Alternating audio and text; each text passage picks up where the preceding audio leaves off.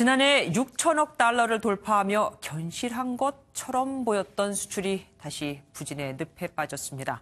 이번 달 20일까지 수출 금액은 233억 달러, 우리 돈 26조 원 정도인데 지난해 같은 기간보다 무려 11.7%나 줄어든 겁니다. 아직 일주일 정도 남았지만 이번 달 수출이 마이너스로 확정되면 지난해 12월부터 3개월 연속으로 하락폭을 키워가게 됩니다. 수입도 17% 넘게 줄었는데 그럼에도 무역 수지는 10억 달러 가까이 적자입니다.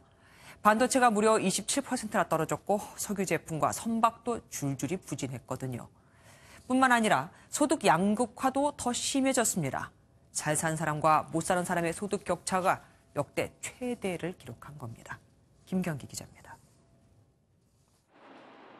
서울 종로구에서 23년째 보석상을 하는 이만구 씨는 누적된 적자를 버티지 못해 다음 달 문을 닫기로 했습니다. 손님이 없어 임대료 등 매달 고정적으로 나가는 80만 원을 벌기가 어려웠기 때문입니다.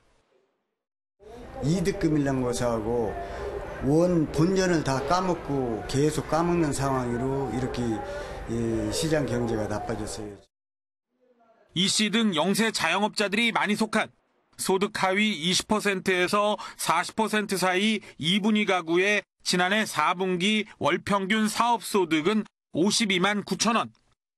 1년 전보다 18.7% 줄어든 건데 2003년 통계를 작성한 이후 최대폭 감소입니다. 극빈층인 하위 20% 역시 근로소득이 36.8% 급감하며 전체 소득은 27만 원 줄었습니다.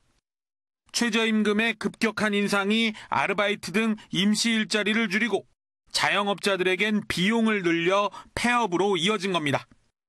반면 상위 20% 고소득자의 월평균 소득은 1년 전보다 87만 원 늘어나며 빈부격차는 5배 이상으로 벌어졌습니다. 고용 상황이 특히 한 개의 일자리를 중심으로 해서 좋지 못했던 것이 소득 분배 상황이 악화되는 큰 요인으로 정부는 기초연금 인상과 노인 일자리 확대 등을 차질 없이 추진하기로 했지만 본질적인 실타래는 풀지 않고 또다시 세금만 투입한다는 비판이 나옵니다. MBN 뉴스 김경기입니다.